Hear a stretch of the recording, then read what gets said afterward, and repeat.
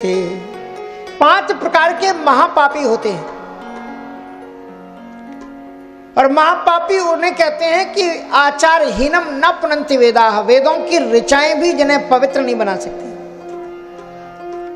इन 5 प्रकार के महापापियों के नाम आप सुन लीजिए और बताना तो जरूरी है। अगर आप करते हो तो आप सोचिएगा कि आप में उनको छोड़ने की क्षमता है कि नहीं है। सबसे पहले मदिरा पान करना, ये महापाप में बता रहे हैं, सामान्य पाप में नहीं है। किसमें है? महापाप में। मदिरा मानी शराब पान करना, मांस भक्षण करना। मदिरा का मतलब ये होता है कि जब आप मदिरा को पी लेते हैं तो आपको अपने सामने गुरु नहीं दिखलाई पड़ता, मां नहीं दिखलाई पड़ती, बड़ा नहीं दिखलाई पड़ता। आप अपने आप को भूल जाते हैं अभिमान में भर करके, किसको क्या कह देंगे पागल बन करके, कोई पता नहीं। मदिरा पान करना।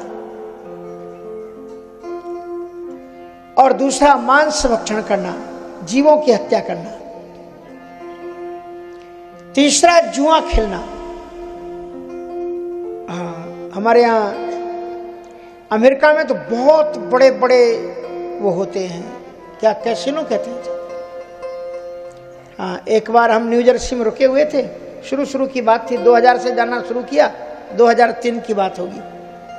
उस समय हम अपने पास में कोऑर्डिनेटर कहते हैं, क्या कहते हैं, जो कार्यक्रम बनाते हैं, उनको भी मैंने नियुक्त किया हुआ था। हमारे एक तिवारी जी थे, वो हमारे कार्यक्रम बनाया करते थे। हम सीधे बात नहीं करते, जैसे अभी हमारे राम भरत शास्त्री जी करते हैं कार्यक्रम का निश्चय, ऐसे ही वो अमेरिका में करते थे। तो उन्होंने मुझसे पूछा कि महाराज जी आप केवल कथा ही करते हैं कि कभी थोड़ा घूमते फिरते भी हैं अमेरिका? हमने कहा हमको कोई घुमाते नहीं, हम तो यहीं घर में बैठे रहते हैं जहां पर रहते हैं। ये बात अच्छी है अमेरिका में कि अपने हाथ घूमते रहो बाहर निकल करके, तो अपना घर गोल गोल घूमते रहो तो घर आ जाएगा आपका। तो हमने कहा कोई घुमाते नहीं, हम यहीं रहते हैं। तो उन्होंने कहा कि स्वामी जी फिर एक काम करो, आप एक वीक कहीं कथा मत करो, केवल आप घूमो, अमेरिका हम आपको घुमाएंगे। हमने कहा चलो अच्छा रहा, फोटो खींचेंगे, फिर ये करेंगे वो करेंगे, दिखाएंगे कि हम अमेरिका जाते हैं। हमने कहा चलो अच्छा रहा। 7 दिन। तो पहले दिन उन्होंने अपनी गाड़ी निकाली, तो सबसे पहले कहाँ ले गए हमको?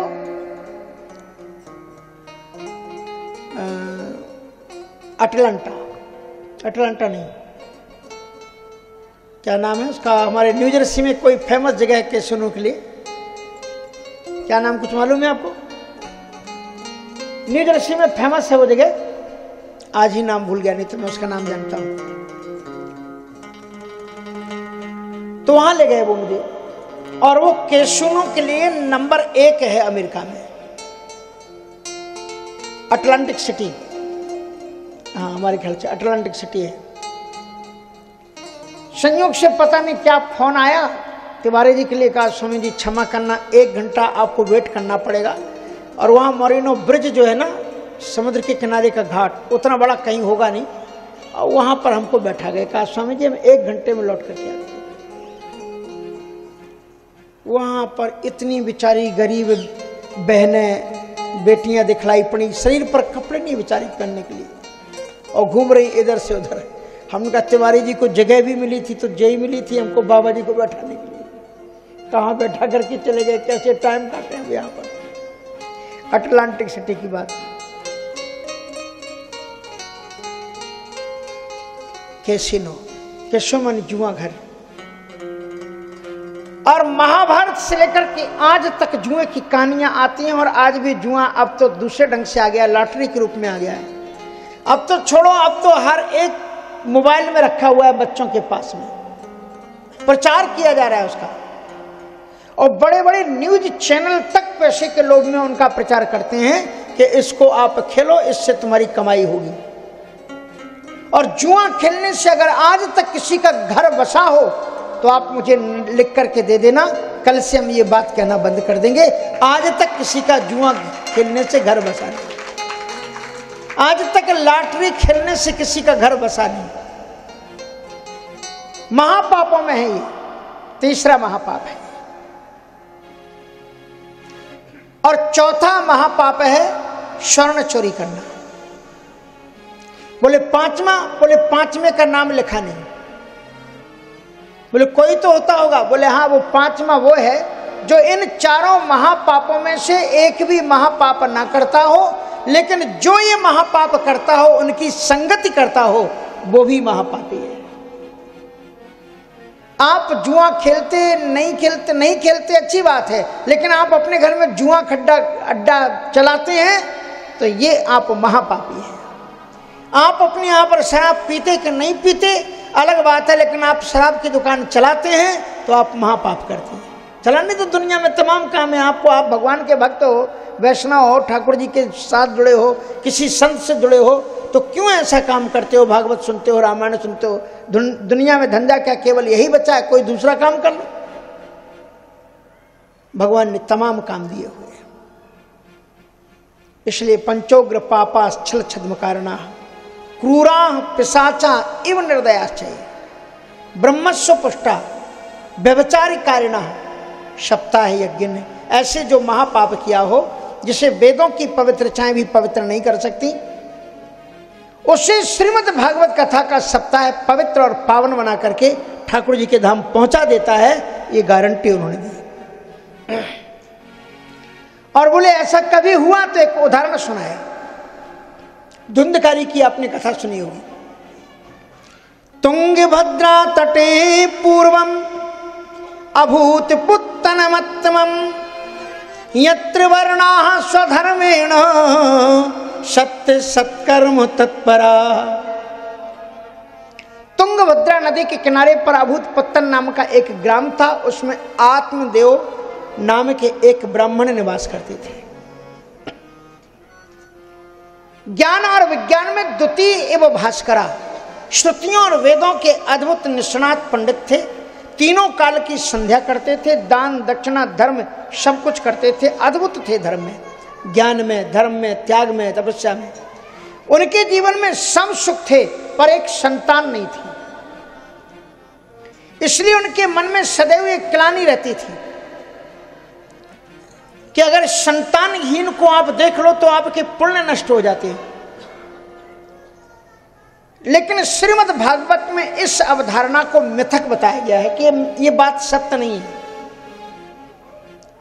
क्योंकि आप अपने घर के अंदर में अगर आपने गोपाल जी रख लिए तो वो तो संतान आपकी हो ही गए, तो आप निसंतान हो कैसे सकते हो? अगर कोई संतान नहीं है तो गोपाल जी को रखो, पूजा करो, कहो कि ये हमारे गोपाल यही लाला है। एक हमारे पटना की एक बाई जी की कहानी आती है कि उन्होंने एक गोपाल जी को रख रखा था और गोपाल जी से ही उनको प्रेम करती थी और गोपाल जी को वो जीवंत मानते थे। अद्भुत उनके अंदर में प्रेम था। और अगर आप ठाकुर जी को जीवंत मानो तो ठाकुर जी तो जीवंत दुनिया को जीवन देते हैं, क्या ठाकुर जी में जीवंत नहीं होंगे? आपने एक भजन सुना होगा नहीं कि एक माई एक लल्ला बना करके ठाकुर जी को खिलाती है पिलाती है और वो कहती है मेरे लाला को बुखार हो गया, और उसकी बहू उसको चढ़ाती है, बच्चे उसको डांटते, क्या बकवास लगा रखी है, कहीं भगवान भी बीमार होते? भगवान भगवान और कोई दूसरा काम नहीं। पर सुनिए एक भजन। हाँ जी। भगत के बस में है भगवान, भगत के बस में है भगवान, भगत के बस में है भगवान, भगत के बस में है भगवान। भक्त बिना ये कुछ भी नहीं है, भक्त बिना ये कुछ भी नहीं है, भक्त है इसकी शान, भगत के बस में है भगवान, भगत के बस में है भगवान, भगत के बस में है भगवान, भगत के बस में है भगवान।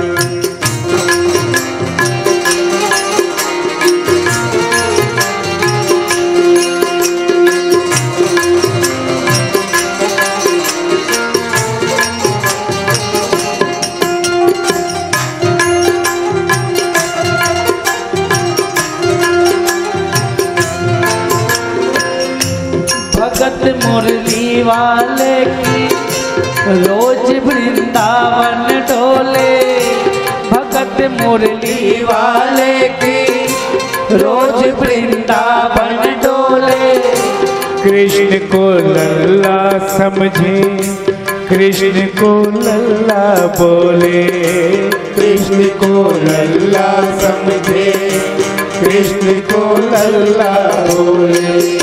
श्याम के प्यार में पागल हुई वो श्याम दीवानी, श्याम के प्यार में पागल हुई वो श्याम दीवानी। अगर भजनों में लागे छोड़ दे दाना पानी, अगर भजनों में लागे छोड़ दे दाना पानी, अगर भजनों में लागे छोड़ दे दाना पानी।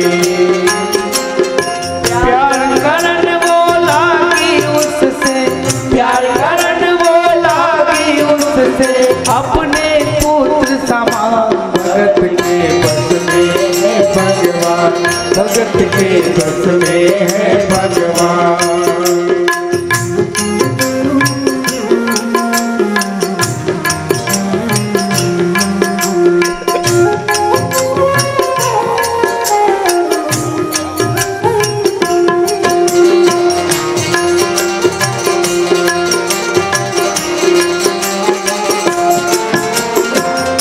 वो अपने कृष्ण लला को गले से लगा कर रखे, वो अपने कृष्ण लला को गले से लगा कर रखे।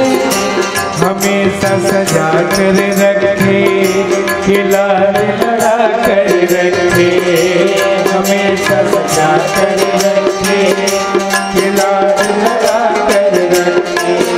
वो दिन में भाग के देखे कि रात में जाग के देखे, कभी अपने कमरे से शाम को जाग के देखे, कभी अपने कमरे से शाम को जाग के देखे।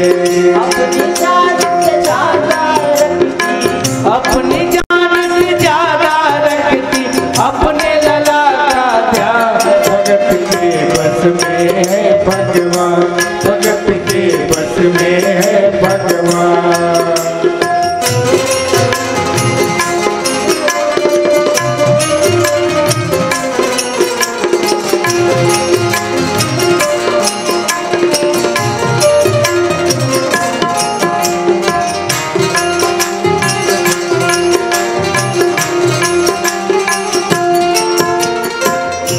वो लल्ला लल्ला पुकारे, हाय क्या जुल्म हुआ रे। वो लल्ला लल्ला पुकारे, हाय क्या जुल्म हुआ रे। बुढ़ापा बिगड़ गया रे, लाल मेरा कैसे गिरा रे। बुढ़ापा बिगड़ गया रे, लाल मेरा कैसे गिरा रे। जाओ डॉक्टर को लाओ, लाल का हाल दिखाओ। अगर इसको कुछ हो गया मुझे भी मार गिराओ, अगर इसको कुछ हो गया मुझे भी मार गिराओ। रोते रोते पागल हो गई, रोते रोते पागल हो गई, घर वाले परेशान। भगत के बस में है भगवान, भगत के बस में है भगवान।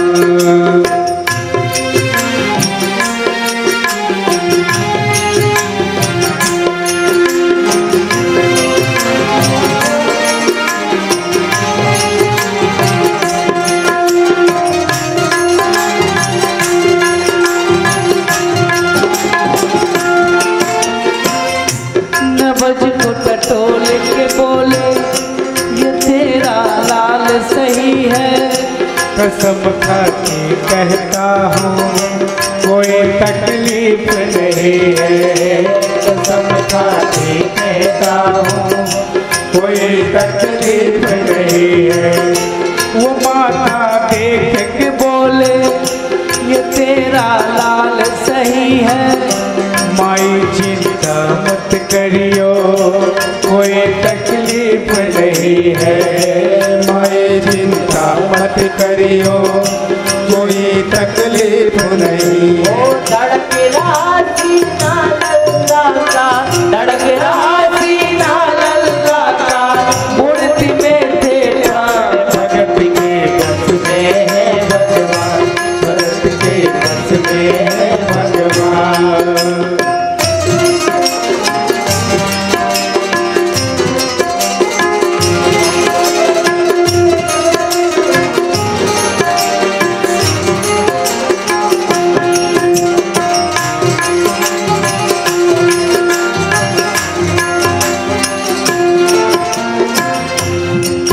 तेरे लाल की माया बड़ा घबरा रहा हूँ।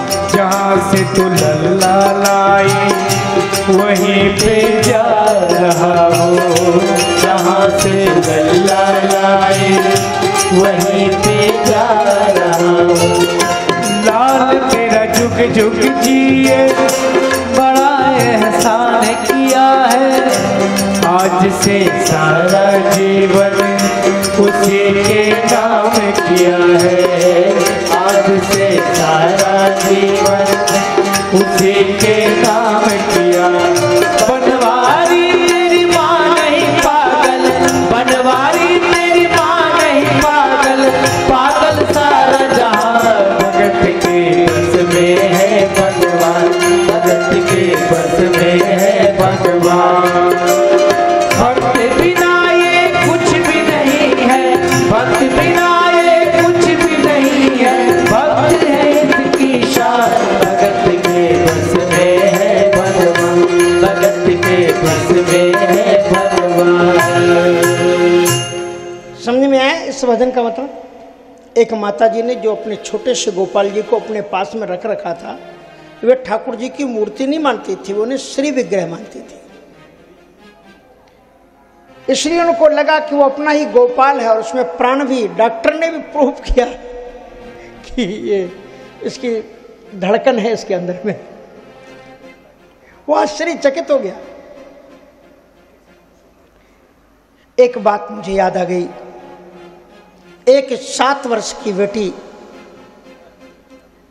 जब उसको कोई गंभीर रोग हो गया हार्ट के अंदर में, तो उसकी माँ रो रही थी। तो बेटी ने कहा, माँ आप रो क्यों नहीं? कहा, भाई बेटा तुझे रोग हो गया है और गंभीर रोग है और तुझे बड़े डॉक्टर के पास जाना पड़ेगा, वहाँ तेरा ऑपरेशन होगा। बोले कोई बात नहीं। डॉक्टर के पास आई। डॉक्टर ने देखा लड़की बिल्कुल निर्भीक थी। उसने कहा इसको मालूम नहीं है कि इसके दिल का ऑपरेशन होने वाला है, पर उसने बताया डॉक्टर ने कि बेटा थोड़ा गंभीर ऑपरेशन है। कहा कोई बात नहीं, आप मुझे बता दो का दिल का है। बोले कोई बात नहीं, आप ऑपरेशन करो। उसकी आंखों में आंसू आए। तो कहा कि डॉक्टर साहब क्या कर रहे हैं? बोले बेटा हम तुझे बेहोश करेंगे ऑपरेशन करने के बाद में। कहा आप बिना बेहोश किए नहीं कर सकते? बोले नहीं। तो डॉक्टर से उस बेटी ने केवल इतना कहा कि मुझे कोई दर्द नहीं होगा, कोई चिंता नहीं है मुझे, आप मेरी चिंता नहीं करना, लेकिन मेरी माँ कहती है कि मेरे दिल के अंदर में भगवान रहता है, तो मैं तो उसको देख नहीं पाई, और आज आप मेरा ऑपरेशन कर रहे हैं तो आप उसको देख लेना और मुझे बता देना बाद में कि वो कैसा लगता है देखने में। जिस दिन आपके मन की ये भावना आ जाएगी कि आपके दिल के अंदर में भगवान है, तो फिर भगवान में और आप में दूरी कहाँ है?